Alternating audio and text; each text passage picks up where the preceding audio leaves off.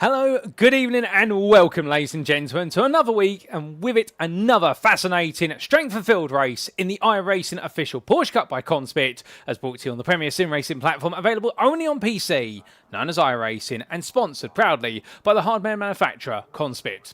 Today marks week number 4 and with it we head to Germany for the Hockenheimring Baden-Württemberg's Grand Prix circuit.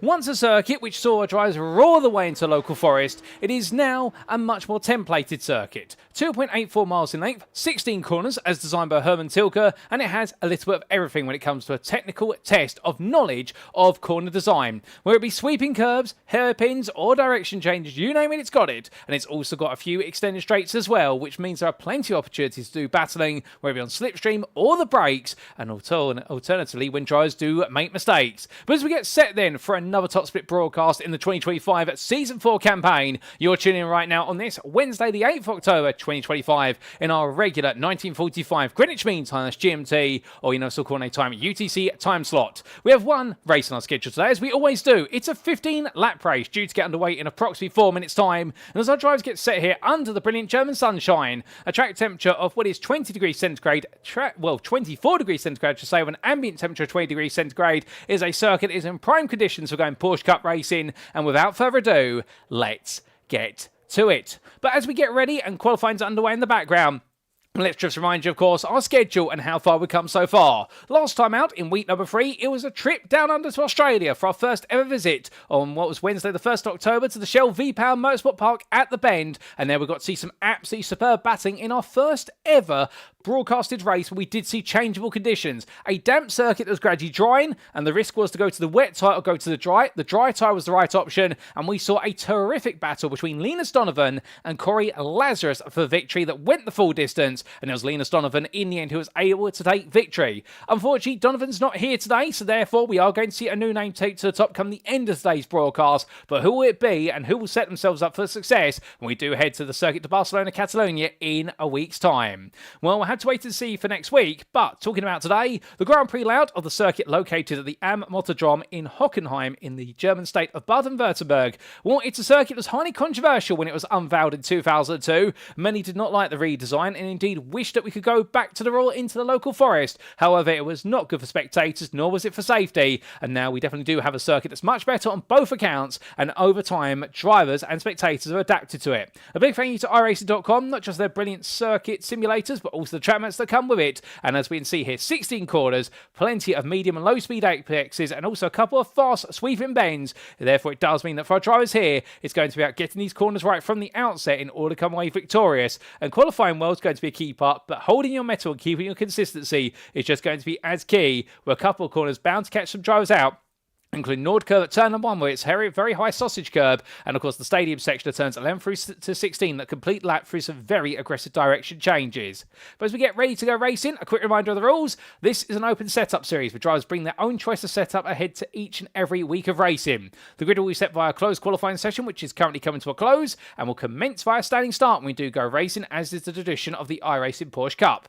Drivers shall receive a drive-through penalty if they accumulate 17 or more instant points. If they get 25, they will be disqualified.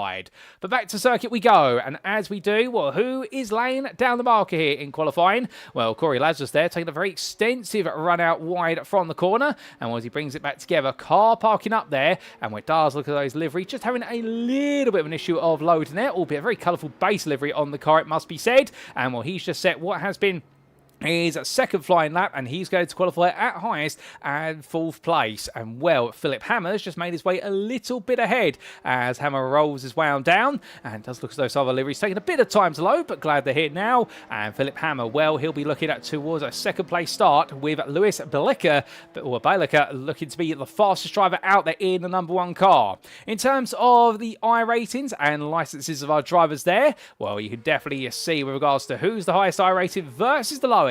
And well, as they all get themselves set, well, we do see Jonathan Lemerson there back on the grid after a little bit of a hiatus. He's currently your 10th fastest out there, a whole second off the overall fastest time, but I can imagine he'll be pretty happy with that given he is running the number 9 car, so he is roughly around where he is. In fact, we have seen that Matthias Hest has just demoted him down to 11th place. But an absolutely splendid array of I ratings here. Your I rating for this split is none other than 5,163, just shy of the 5,200 racing 25 we did have in week number 2. And of course, week number 2 being none other than the Algarve International Circuit. And we're seeing some very high strength of field so far this season, and we're only on week number 4. But the Hockenheimring, a much enjoyed circuit, indeed a very popular circuit in the iRacing service. You can understand why we are seeing so many drivers here today, as the last two drivers have just completed their final qualifying laps, and that was Lemerson putting the time in to move back into 10th. We have had an invalidated lap for Alice Pleva, and well, I think we've got one driver in the form of Elias Finoli who has not got a valid lap, but otherwise everybody else has absolutely nailed their laps, and well, we'll very shortly be making away then. And so what will be going green flag racers, we do bring you back the car numbers there up on your screen. And we see everyone on dry tyres here today. No expectations to put a wet tyre on. We're not expecting any wet weather. And so we don't need to show you the tyre choice there. But as Merit Barat Akus, new to the grid, this is debut in the top split broadcast, or the strength for field races it's also known. Well, we look forward to seeing what he can do from 16th, out qualifying his door number by 2 positions. It's going to be an intriguing one there. But at the very front of the field, it's looking as though it's Bellica and Philip Hammer, the top 2. Well, they're exactly where they expect to be. And Tobias Olsen in 3rd place as well. 4th place, meanwhile, door number 4 has not gone to 4th place. It's gone to Corey Lazarus, number 5. And in fact, door number 4 in the form of Gareth Higgins will be starting 6th place. But every time Gareth Higgins has started outside the top 3, what has he done over the race distance? He's managed to put himself right back into the podium places. And there is a reason why he's known as Mr. Second Place. It's because he very commonly does make his way all the way into the infamous runner-up spot. But with qualifying complete, ladies and gentlemen, without further ado, it's time to head to the grid and see how they all line up for this week 4 Strength for Field race for the 2025 Season 4 campaign of the iRacing Porsche Cup by CONSPIT. So as they all head onto the grid, this is how they'll line up then for this top split race at the Hockenheimring, Baden-Württemberg. On home soil, it's a German lockout on the front row. It's Luis Bellica ahead of Philip Hammer, with the pole promotion eSports drive then being followed up by a further 1.5 tenths behind by Tobias Olsen for Ice Cold Racing, powered by Maxim Racing. Joining him on row number 2 will be the privateer of Corey Lazarus, and then it will be on row number 3, the Belgian driver there on his debut, Matthias Hest, in the company there of Team 75 Bernard by Sim Racing, and that will be Gareth Higgins, who lines up in 6th place. We then do have Aidan Pohl on the grid once again for Pole Sim Racing. Great to see the team out there, where the man who brought the team together and the American driver started 7th on the grid, ahead of Gabriel Para Gonzalez. New to the grid, the Venezuelan driver, and he'll be starting his journey from 8th place. We then do have starting 9th, long-term fan, as I've noticed in the Porsche Cup Discord, and happy to see him on the grid today. It's none other than Bagaran Avkul, who makes his way from Turkey onto this grid in 9th place, ahead of Jonathan Lemerson for Ice Cold Racing, powered by Maxim Racing. We then do have outside the top 10, best rest in 11th, it's going to be Alice Pleva, with the core team driver being joined by Oscar Bernson on the 6th row of the grid for Ice Cold Racing, powered by Maxim Racing. Then starting 13th is Nico Baumann, ahead of Matt Strand, with the Ice Cold Racing driver then being followed up by Max Andrews for Pole Sim Racing. We then have Mehmet Barat Akar started 16th, and from the Turkish driver it will then be Fabian Ming, who starts 17th for Pole Sim Racing, ahead of Sergio Paulet, who's back on the grid after a significant hiatus. We then do see starting 19th Declan Marsden ahead of Alexander Stritzenko. And then your final 2 positions of the grid, 21st and 22nd, will go to Milo Wagner and Elias Finoli, the only driver there, Finoli, who did not set a time for Ice Cold Racing, powered by Maxim Racing. But that is the grid, ladies and gentlemen. They're all in position. Here come the lights. It's 1, it's 2, it's 3, it's 4, it's 5. And it's 5 red lights, and away we go here in Germany as Bellica gets a good start. Philip Hammer, meanwhile, slow off the blocks, and Tobias Olsen tries to squeeze around the outside. Can't quite find it as they make the way into Nord Curve. Plenty of drives there. Will risk going over that apex curve high initially, but how many of them will get it right? Well, they all seem to, apart from one in the back. Had one drive go very wide there. That's a lot of places lost for Nico Baumann, who brings it back together. But 3 wide there at the break, and Aidan Pohl goes around the outside of everybody. Contact. Gareth Higgins there getting collected, and multiple cars coming into the scene in the instant. It's all in tears. Oscar Bernson as well, and spat off the road. That there is one of the cars, I believe that's Milo Wagner, who's been sent wide as well. It's all gone wrong at turns 2 and 3, but meanwhile at the front of the field, it's not gone wrong for these 3. In fact, 4, I should say, as Corey Lazarus tucking onto the back. 2 wide a bit further back, and we can see there Matthias Hest and what is Gabriel Para Gonzalez side by side out the corner. Hest on the outside there, and Gonzalez right now already trying to force his way through here to get back into 6th. He very quickly wants to make his way out the order. I think he fancies his chances, and will the door number 17 driver here definitely right now outperforming his door number. But to be fair, drivers do that, and it's always great to see when we do see some unexpected drivers right towards the front of the field. But heading on through, and we say hello to Maxim Racing in the YouTube chat there, the official account for the Maxim Racing team. Well, right now, Para Gonzalez Having cleared Hess, now wants to try and hunt down Aidan Pole, but that's a 1 second gap. Max Andrews, meanwhile, he's all over the back of Bugran Avkul. As we can see the very colourful livery machine. Sergio Paule side by side with Nico Baumann. And, well, this is going to be too wide, and it all goes wrong there. Contact for Sergio Paule versus Baumann. And, well, Paule comes with the worst of the two, ejected to the barrier there. And, well, I won't be surprised if that's going to be a car that's making its way to the pit lane shortly in regards to steering wheel damage. Meanwhile, Mehmet Barakas, or he right now in the very colourful purple-pink machine. He's fighting with Fabian Ming, who squeezes his way up the inside through the Sud curve, and onto lap number 2 they go. But goodness me, what an eventful opening lap it has been. Much more eventful than we've typically seen, as they now make their way down towards turn number 2 for the second time of asking. And it is still Lewis Belica ahead of Philip Hammer, with then Tobias Olsen in third. Corey Lazarus, 4th place, staying with the leaders for now, but gap is open into 7/10 from 3rd to 4th. And then we do have a 1.2 second gap to Aidan Pole. And now he's got his teeth into things, and I can imagine now he's got a bit of tyre temperature behind him. We are starting to see the number 6 driver feel a bit more comfortable with the car. He has struggled in previous weeks with tyre temperature, but now he's got it. I think he won't want to let it go. Then we see Gabriel Para-Gonzalez and Matthias Hest. They're together there, the two debutants, with 8th place going to Matt Strand at the moment, and then Bugran Avkul and Max Andrews. They round off your top 10, as we do see Nico Baumann, best the rest of the 11th, trying to get involved. A few tries go a bit wide there, and Bert Ackers in particular, almost understeering wide out of the hairpin. The split scare hairpin, catching them out, and indeed trying to get the throttle down, but in the end, the car trying to railroad onwards. It's not uncommon. In towards the left-hander at turn number 8, and through the first arena they go. It's really one wide at the moment between these drivers. As much as you can go 2-3 wide there, the circuit's got plenty of width. I think all these drivers right now just trying to push each other along as best they can and making sure not to fight too hard. Albeit there are some out of position. For example, Ellis Pleva, who's lost 6th place at the start of the race through all what happened, and the core racing team driver now would like to get back, but what damage has he got on the car? Well, Jonathan Lemerson has just found his way out the inside of Nico Baumann. Well, Baumann running very wide at turn number 13, and he's brought it back together, but it has cost him a place, and Fabian Ming now will be there to capitalise. As we look back for the rear of Baumann's car here, and you can see the damage done. The number 15 driver right now falling back into the clutches of the rest of the top 15. Well, nice for Nolly on the back of Fabian Ming there, albeit it's not too clear to see, but you will see eventually these drivers right now start to squirm a little bit closer to each other. And here comes Fanoli looking up the inside, and Ming right now holding position, but I think it's going to be forced here as Ming outbrakes himself. Bauer goes deep, car goes sideways and around almost, and well, Indian Fabian Ming tapped in the rear of Baumann, and well, he decides to back off there, not to gain an advantage. He wants to race fairly, but as a result it means that Fanoli has gained 2 places for the price of one driver's mistake with Alexander Strutsenko, and therefore now Nico Baumann all the way down to 15th. Strutsenko, he'll be happy with that one. Another place gained, having started in 20th place, and all he's doing to gain the places right now is staying out of trouble. Troubles finding other drivers, however. Declan Marsden definitely saw that right at the start of the race to the Welshman, as he started in 19th up to 18th, but he has not made too much more progress other than that. We have quite a damaged car on the front end at the moment. That bumper definitely has been peeled backwards in towards the radiator block. Let's come in towards the left hand at turn number 8. Well, we take a brief breather with regards to live race and take a look back at what happened at the very start.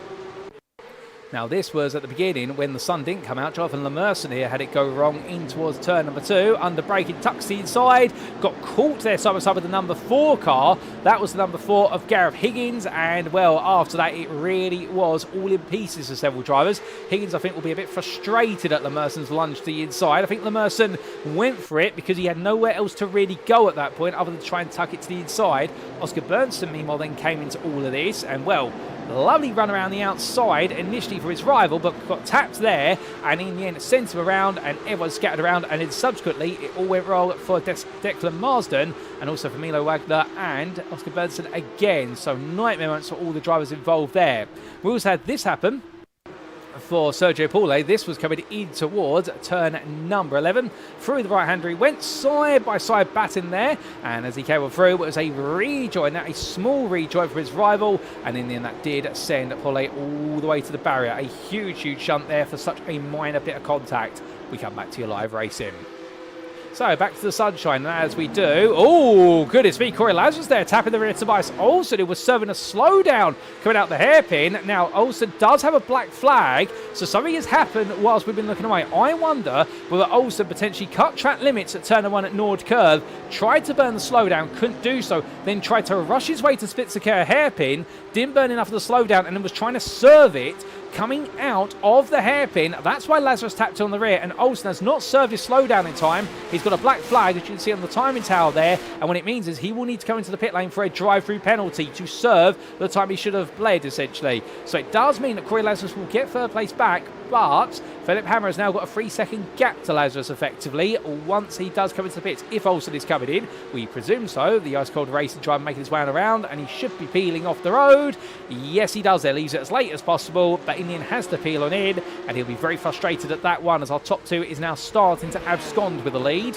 A bit further back, other drivers will gain as a result of the losses for Olsen. He will rejoin, but he will join a long way down. We have had a disqualification, the first we've seen, I believe, for what is Baumann. Now, I'm not quite sure how that's come about. We'll have to try and get an understanding of that, but we have had a disqualification for Nico Baumann. That is the black and white crossed flag there. And you can imagine it is essentially a negative take of the Scottish flag. And, well, he has definitely awarded himself that accolade. Gareth Higgins is in the pit lane with a car that's still being repaired after the lap 1 incident, which saw the car in absolute pieces. But right now, there's some big surprises out there. Olsen's still in the pit lane. In fact, I think Someone was essentially a stop-and-go penalty, not a drive-through. It's been upgraded. I do apologise for being misinformed there. But Matthias Hest hit over the back of Paulo Gonzalez. And from the split-scare hairpin, we come back to the start of it, because this is Berat Akus under attack from Stutsenko, who goes up the inside. It's battle side by side. The Prism Racing machine right now will have the outside into turn number 7. It also has the better traction. So Berat Akus holding on to fight for another day so far. But as we jump aboard here with Stutsenko, he thinks about it, meaning he can't quite get the chop under braking and has to wait his turn as he goes from left into right here through turns at 7, 8 and 9.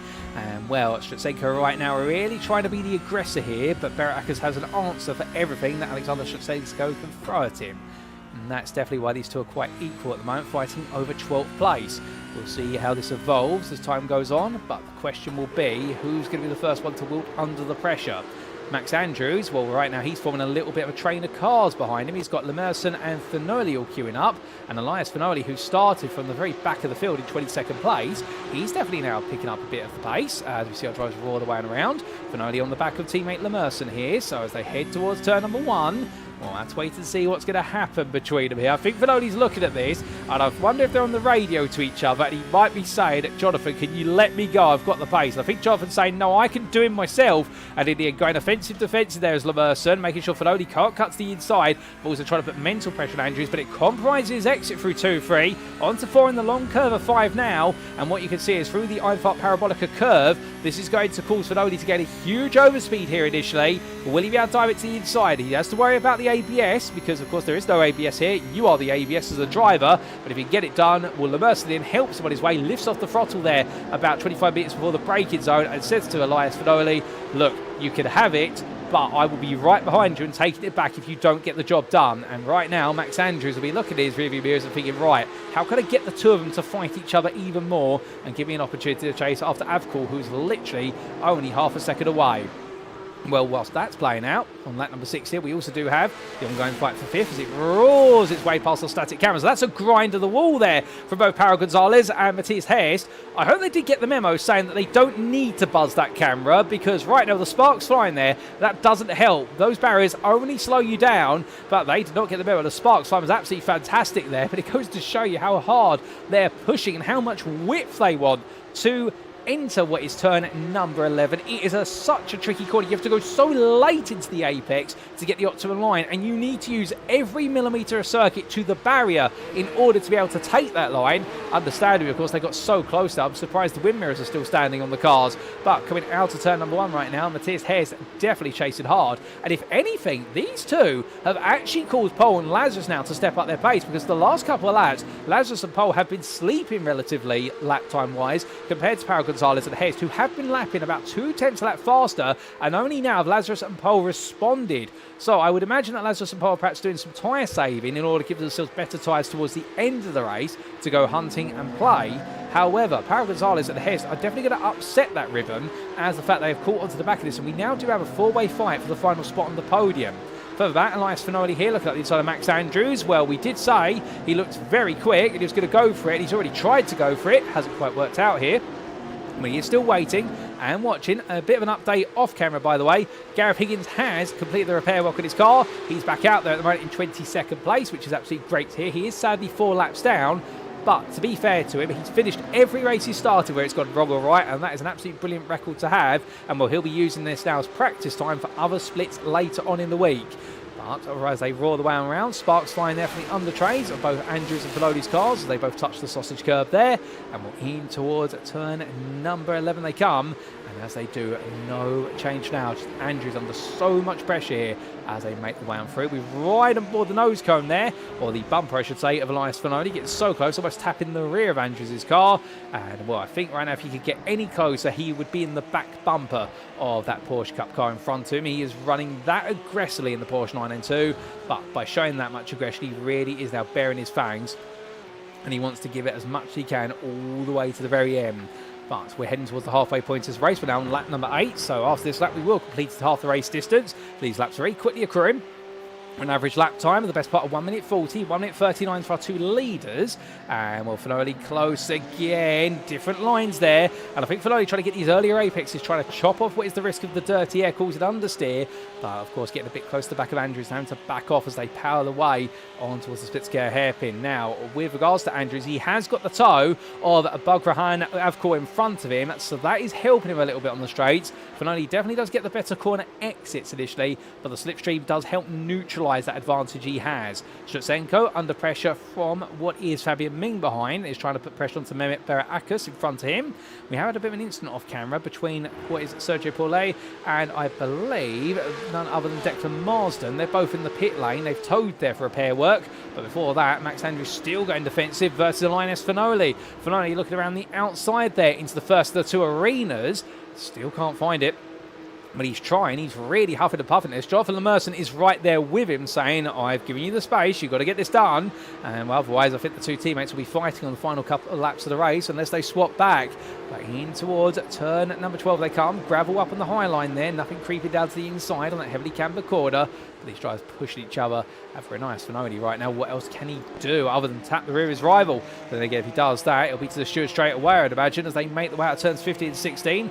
We're on board, looking back for the rear of Max Andrews' car, and right now, this fight is getting so close, and in fact, Andrews is having to drive a little bit defensively. The gap between himself and Avcor in front has now opened up to the best part of 1.2 seconds, so Andrews is having to drive off pace in order to hold on to this 9th place. Finoli wants it, but how much does he want it? Well, the answer is very much so as he tries to go around the outside. He's going to try and close the door. A bit of contact there between himself and Andrews. Andrews goes slightly sideways, but this is now going to put him on a collision course with Jonathan Lemerson, who goes battling as they power their way up towards the next heavy braking zone. Lemerson on the inside of the curve. However, is he going to be able to out-drag Andrews? You can tell that Finoli's given a bit of a toe there. It's the racing line, and therefore Andrews does back off. But Jonathan Lemerson in the end really getting on through it. It's a 2-for-1 special there for Max Sim Racing, powered by Ice Cold Racing. In the fact, Lemerson able to capitalise on the contact between Finoli and Andrews. I don't think any malice was meant there, but you could see that Finoli wanted to squeeze Andrews as much as possible to prevent him from getting a run out of turn number 2.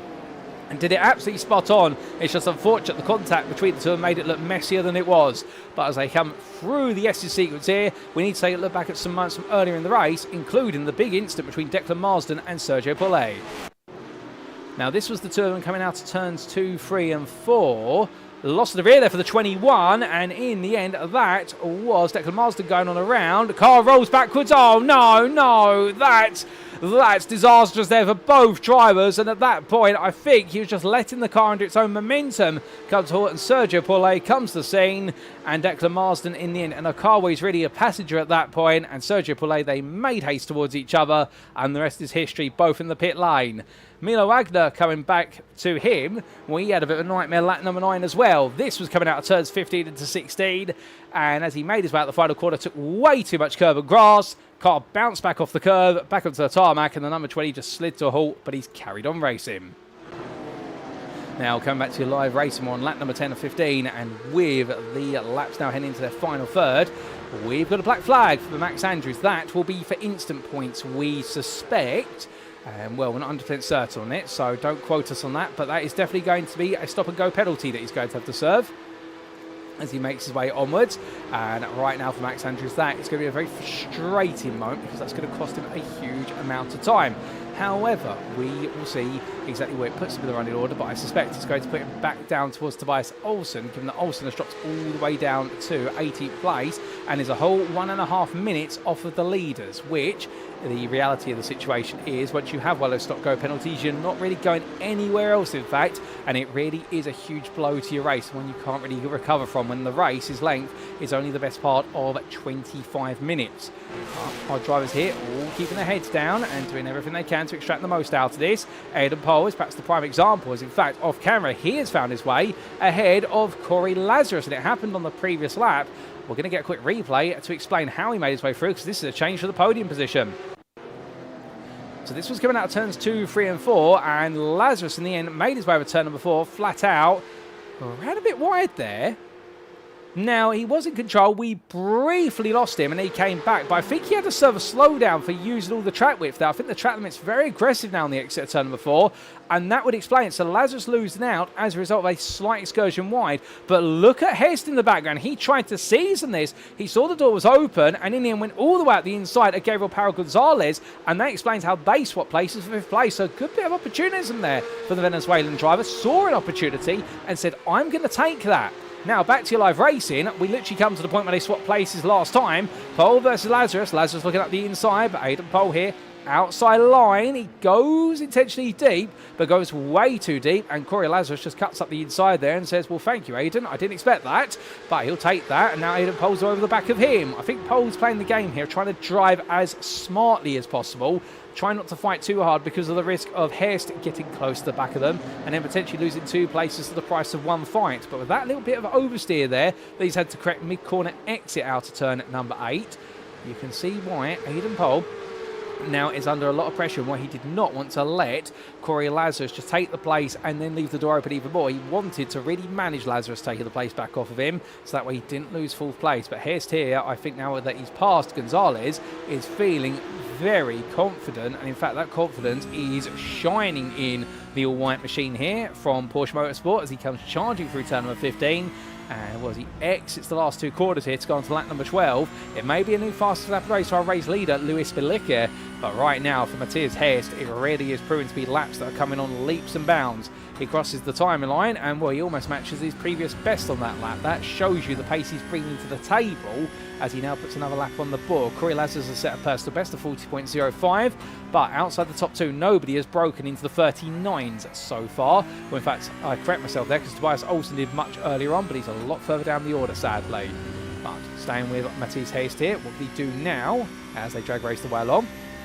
Well, building up the speed here, heading towards top gear. We'll be short gearing on these cars, given the fact we don't really have too many long straights. It's going to be Pohl going defensive. Hayes switches back to the inside here, tries to send the dummy under braking. Lazarus is there, and well, that's Pohl slowing down. Matthias Hayes there, gets out the corner. It's a brilliant bit of manoeuvring for both drivers. It's going to be too wide now, heading in towards the first stadium section. We've got Hest on the inside of 7. Does he get clearance into 8? The answer is going to be yes, no, not quite, because Aidan Pohl comes back in him immediately. Now through turn number 9 they go. It's going to be side by side in towards the S's, but this is where Hest on that outside line coming out to turn number 8 will regain the position. He does take full place, does the Turkish driver. A brilliant bit of driving there, and will had to really be smart about it. Aidan Pohl, to be fair, being very respectful with the defensive driving, but Hest called his bluff, and in the end it went all in, and well, Aidan Pohl now drops to 5th place with Gabriel Parra Gonzalez all on the back of him as well. And it's not over between these 3. And Corey Lazarus is being allowed to walk away a little bit now as we jump on board with your 6th place man in the number 17, Gabriel Parra Gonzalez. He is looking threatening here with 3 to go. We do have the battle for 8th place between Elias Fanoli and Bugrahan Avkor, which we'll come back to shortly because that has changed hands. It's gone to Fanoli now, but for now, Gonzalez not close enough. So let's come away from that and let's go to Fanoli here as he's all over the back of Matt Strand now. And in fact, Strand here holding a very quiet 7th place for so long. Son has been brought right into the topic of conversation. He's been very lonely, and now up his inside goes what is a nice Fanoli, his teammate. Meanwhile, Avkor completely outbreaks himself and lets Jonathan Lemerson on through. So it looks like the ice-cold sim racing machines all making their way up through the order and very quickly trying to chill out inside the top 10. But as they roar the way down towards turn at number 6, we'll have to see what comes of it. As, oh my good lord, where on earth is Paulo Gonzalez going? You can't park there, surely. Well, he's gone straight on. He's going to have to turn that car around. That is going to put him a long way down the order as it's all happening at turn number 6. I've called back up the inside of the Mercer under braking and trying to take the place back. We're going to have to get a replay of that when we can. That's a surprise and a huge one. Well, Avcor right now defending as much as he can, but Lemerson sweeps around the outside, takes the inside of turn number 8. And takes the place back. It was a lovely bit of work there for Jonathan Lemerson. Be fair, Bugrahan, Avcor enjoying a good fight. Two very talented drivers, and in the end, showing their talents for all of us to enjoy. Paulo Gonzalez, he's rejoined the race, but he's rejoined in 10th as Stratzenko is side by side here with Berat Akus as they head in towards turn 13. Well, now, which of two drivers are going to actually be leading that battle coming from 12 into 13? It will be Stratzenko, who in the end forced Berat Akus to back off. But with that, let's cut back to what happened to Gabriel Paulo Gonzalez. Now, this was a replay only moments ago, heading down through 5 in towards 6. He was battling with Aidan Pole, but how did he end up going so deep? Went onto the braking zone, missed his braking zone entirely, locked at the front left brake and said, right, I'm getting off the brakes immediately here. This car is not stopping. I'll end up taking somebody out. So Paulo Gonzalez there missed his braking point on that inside line, carried too much speed and decided, right, I've got to go straight on. Otherwise, I'm going to cause a 2, if not a 3-car collision. So sacrificed his race for the better good of everybody else. And well, that's what I like to see. Respectful racing and knowing when you've got it wrong and seeing a door there to just let the car roll wide and not compromise his car's brakes or front tyres in the process, but of course has compromised his chances of chasing down a 3rd place finish in this race today. We are on the penultimate lap. Our race leader right now of Luis Belica is riding his way through turns 8, 9 and 10, so he's halfway through this lap already, if not almost 3/4, and it does seem as though the lead battle is stepping away into the hands of the very strong racing driver. But coming back to Alice Pleva, he's fighting here with Fabian Ming, the core team driver, looking for another place. Wants 13th, can't quite find it for now. He's tucking in close behind and, well, through the right, in towards the left. It's going to be on to the brakes for number 7 driver, but it doesn't quite work out this time as that's a mistake from Fabian Ming. So it does in the end, a bit of mental pressure, and Ming completely misses the mark as he now rejoins, but he rejoins in 14th. Jonathan Lemerson, meanwhile, still fighting here with Bugrahan Avcor.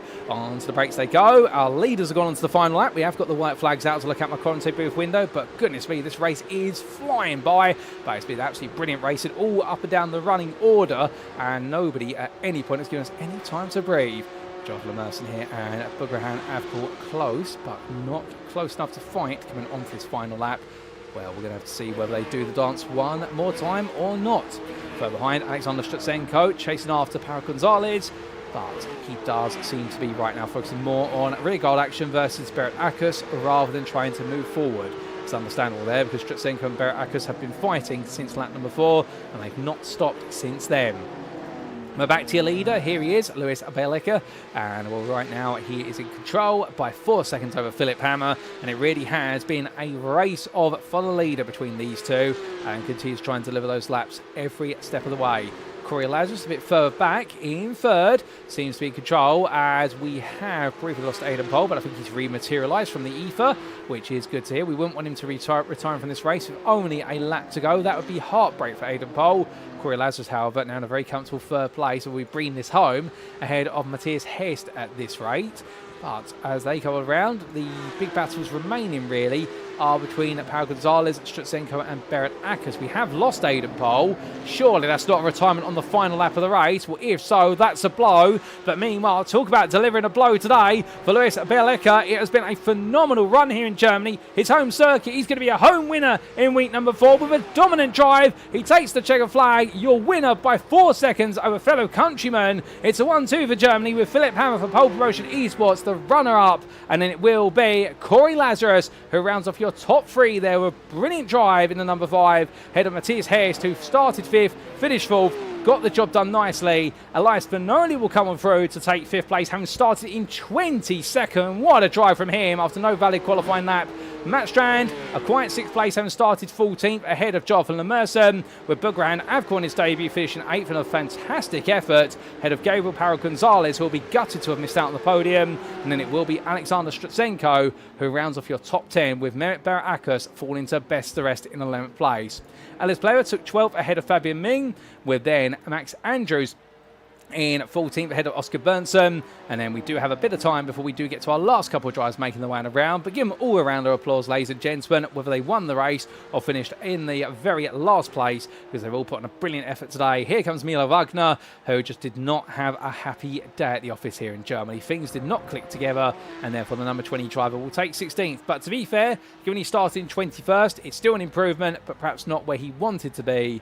And then we do have a bit of time before the man who did definitely seem set to challenge the podium today, your number 3 driver, Tobias Olsen.